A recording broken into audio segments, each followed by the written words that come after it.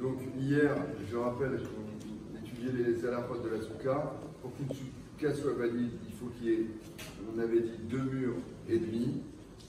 La hauteur d'un mur, c'est minimum 98 cm, donc 1 mètre.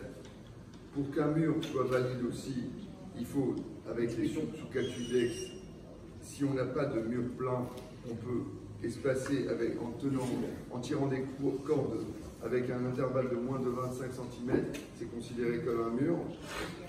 Il fallait absolument, je le redis, que les poteaux soient fixés avant de mettre le sraf.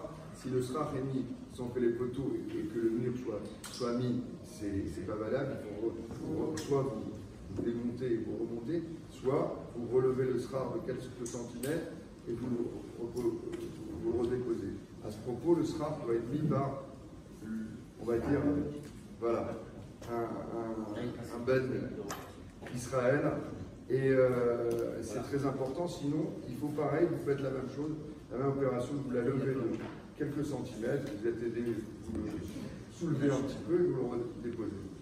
Autre chose, il faut penser qu'on reçoit les Jouspizines, ces émissaires qui sont Abraham,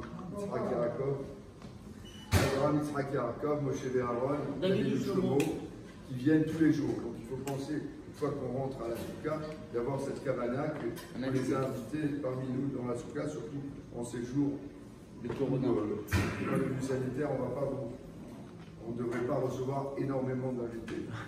Je vous invite à le faire, mais effectivement à réduire le nombre d'invités pour éviter des contaminations.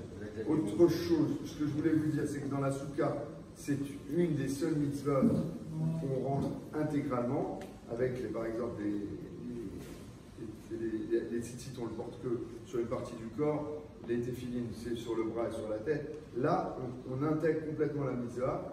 Ce que j'avais dit, mais il est bon de répéter, c'est que on y vit pendant 7 jours comme si on était à la maison. Par exemple, en Israël, ils rentrent, ils sortent des meubles, du moins, ils mettent des meubles dans la soukha, ils dorment, ils mettent la climatisation, etc. Dans notre contrée, c'est plus compliqué, mais les gens dormaient dans leur soukha et quand s'il est possible, il ne faut pas se contraindre à se forcer à rester dans la soukha si ce n'est pas un kiff. Donc il faut, s'il pleut par exemple, on l'avait déjà dit, s'il pleut et c'est pas agréable pour nous, il faut rentrer, c'est pas la peine de se forcer à rester dans la soukha. Voilà. Et juste continuer aussi sur le fait qu'on n'apporte pas les marmites dans la soukha, on les amène dans des plats et on met bien évidemment la belle vaisselle lorsqu'on sert ces plats puisqu'on est dans la paix.